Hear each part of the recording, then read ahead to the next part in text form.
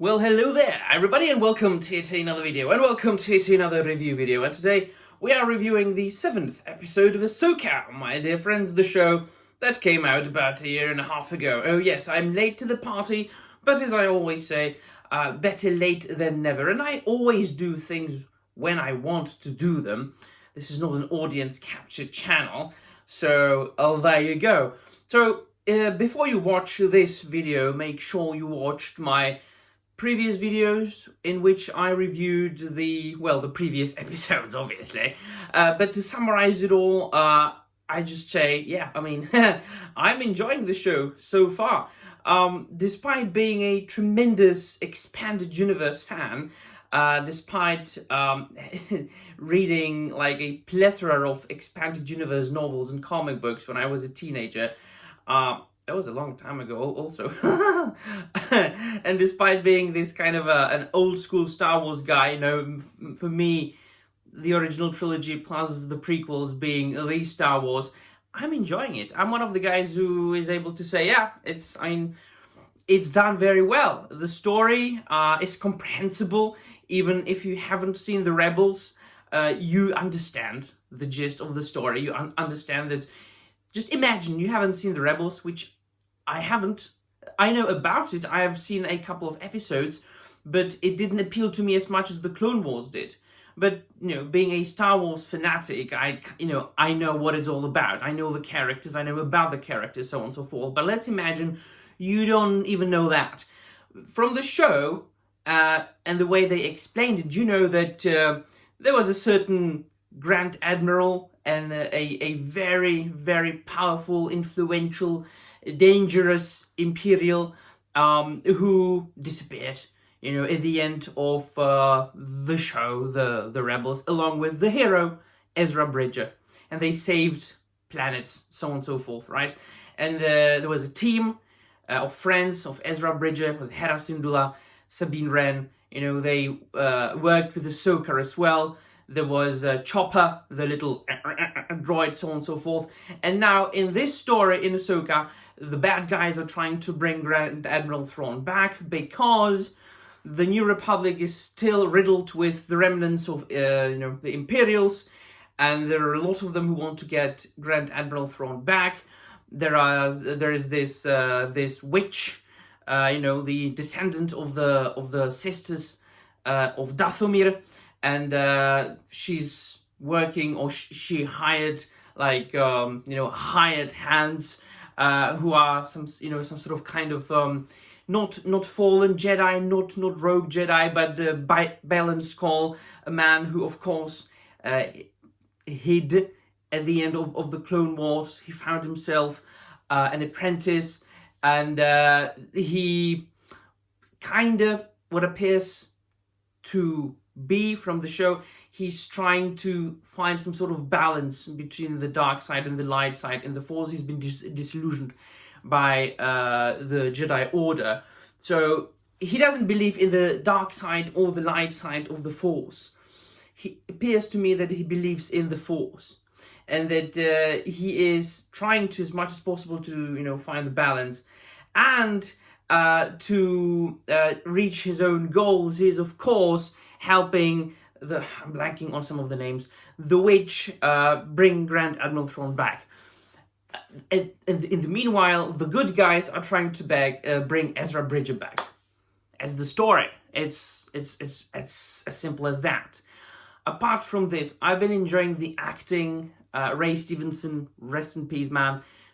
Tremendous acting, like brilliant performance. His apprentice as well. I love the representation, the interpretation of Sabine Wren there. Ahsoka, I don't mind the acting. I've already mentioned that in some of my previous videos, that I do not mind the serious, approach of Ahsoka. I mean, I would be one of the Jedi who would feel a little bit cynical, and she is not cynical, she's just very serious in that show. But if I lived to see Order 66 and if I was a Jedi, I would be this very cynical, sad, disillusioned guy. So I don't mind that. Nor do I mind the the acting of Hera Syndulla. Grand Admiral Thrawn, as I mentioned, is a very different character from what I always imagined him to be, having read the Expanded Universe novels, the Thrawn trilogy by Timothy Zahn. It is a very much different character. I think that it's tough. Once again, it's very difficult. You know, him, Lars Mikkelsen, having been the voice of Grand Admiral Thrawn in the Rebels, I think they wanted to do that. I think they wanted to like make him repeat the role because people know him. I mean, do you always know the voice actor? I don't know, but they wanted to do that, and it isn't the first time they did it. To use a voice actor to then represent or play the character in a live-action TV show. Sometimes it works, sometimes it doesn't. It doesn't always work. Sometimes the voice of the actor is fitting for the animated character, but the visual representation, the physique of the actor doesn't work, if you know what I mean. So I have to say that if I was to choose an actor for Grand Admiral Thrawn, I would probably not choose Lars Mikkelsen. I would probably, if anything, I would choose Matt Mikkelsen, right? But yeah, he isn't bad. It isn't a bad Grand Admiral Thrawn. It's just not the Grand Admiral Thrawn that my geeky, nerdy Star Wars inner geek imagined him to be. Ezra Bridger is probably the least likable character of all. Now, given, once again, I haven't seen all the Rebels. I do not know, the entire life story and history of Ezra Bridger to detail. I just find the acting of the actor who portrayed Ezra Bridger a little bit plank woody. I don't really enjoy, Jesus Christ, my hair.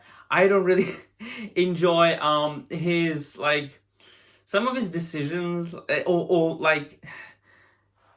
they were having conversation, right, with Sabine Wren when they were on this, in this caravan with those little crab turtle people. And he was like, so how did you get here? And she's like, it's complicated. All right. Okay, he didn't want to know anything. I mean, yeah, sure, why not? Okay. Don't tell me anything. You just appeared here out of nowhere in another galaxy, unexpected, probably impossible to get here. But yeah, all right, I don't want to know. Don't you really want to know? All right, fine. Yeah, so he will know, I think, eventually. But then they were attacked by the stormtroopers and by the mercenaries. And Sabine Wren was like, here's your lightsaber. And I'm like, and he was like, I don't want it. I gave it to you. Yeah, but you can use it. Yeah, I don't want it. So take blaster at least. I don't want a force is my weapon. And then he went like, shh. And then 3 minutes later, he grabbed a blaster from a stormtrooper and started shooting the stormtroopers. Why didn't you accept the blaster in the first place, at least? Right, fine. Not a huge fan of Ezra Bridger. Well, that's really my only gripe about the show. So, the final episode I'm going to watch tonight, probably, and then I'm going to review it. Right, so let me know in the comments down below what you think, and I will. Thank you very much for watching, and may the Force be with you.